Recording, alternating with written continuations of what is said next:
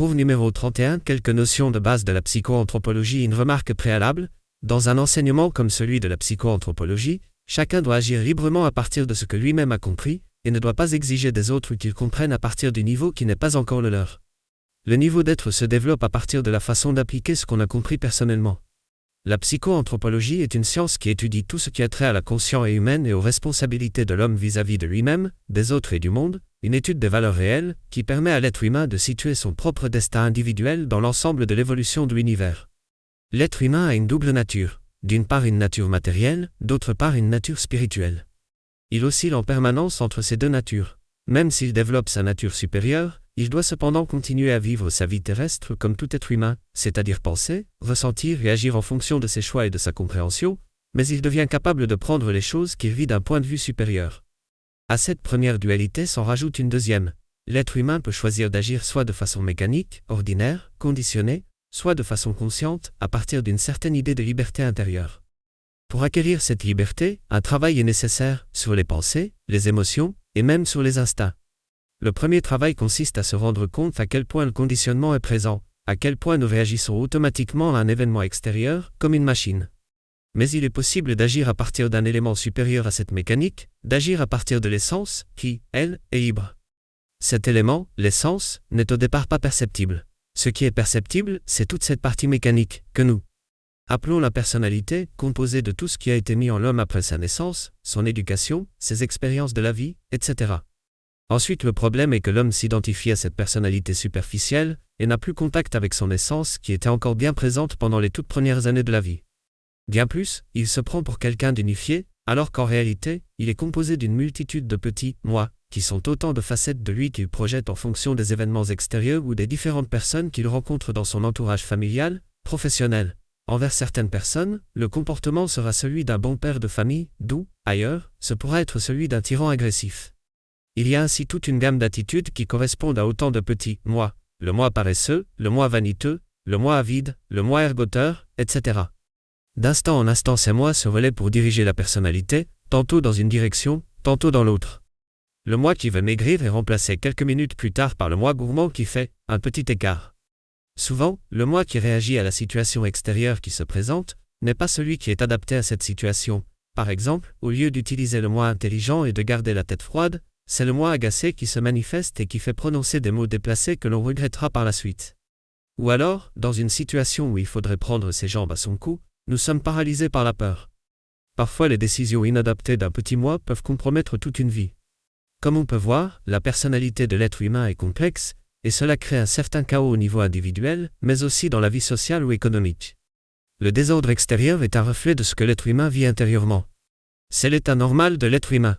Il ne peut rien y changer, malgré ses idéaux, sa philosophie, sa religion. Par contre, s'il décide de fournir certains efforts, un certain travail, sa situation peut s'améliorer. Ce travail consiste à se développer au-delà de l'état où la nature l'a laissé, pour se mettre au service de lois supérieures, de principes supérieurs au niveau naturel et terrestre. Mais avant de pouvoir agir de la sorte, il faut être devenu conscient que cet état de fragmentation n'est pas seulement une théorie intellectuelle mais correspond à une réalité.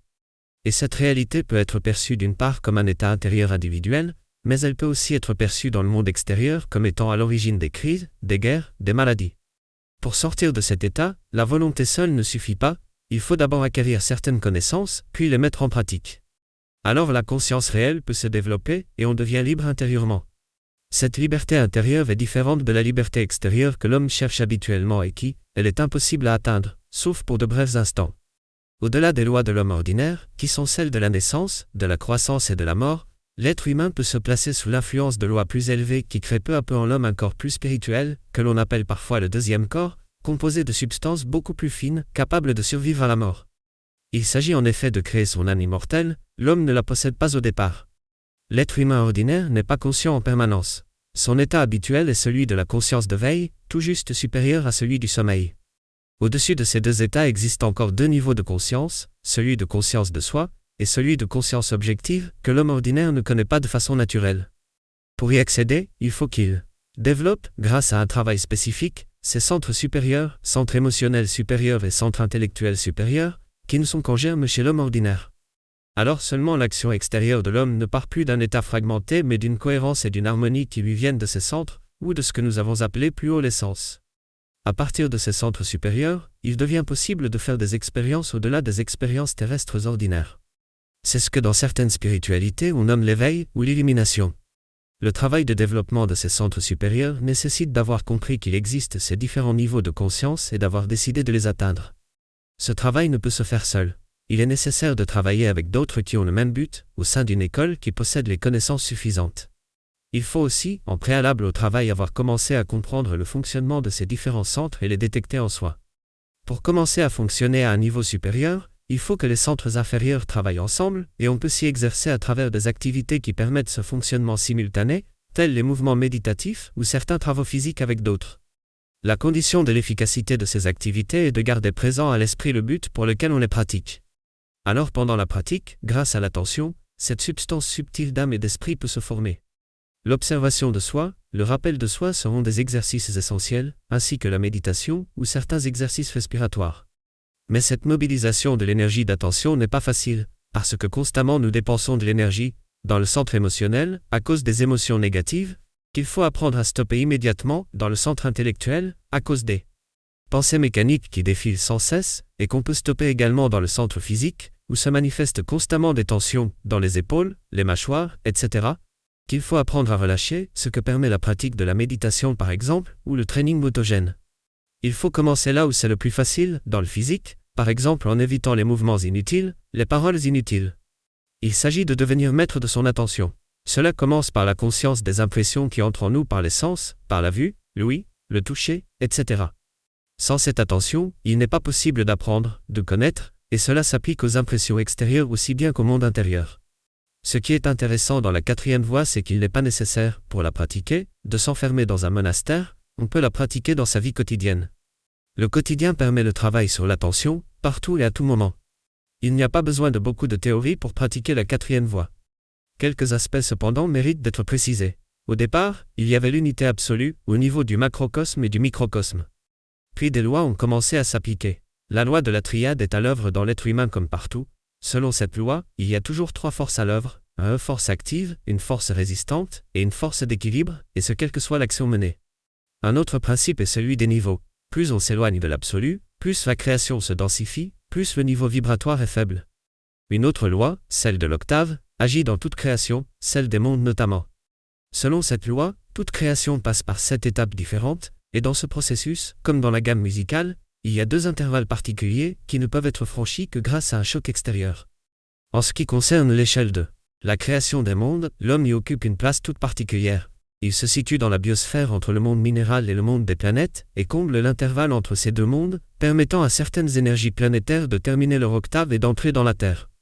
Cette situation est très rare dans le cosmos. L'homme peut ainsi vivre et mourir simplement, comme un chien, disait Gurdjieff, et servir au fonctionnement organique de la biosphère, ou alors il peut décider d'atteindre un niveau plus élevé et donner ce sens à sa vie. Une dernière notion qu'il est important de connaître est celle des 3 nourritures de l'être humain, les aliments, les impressions et l'air.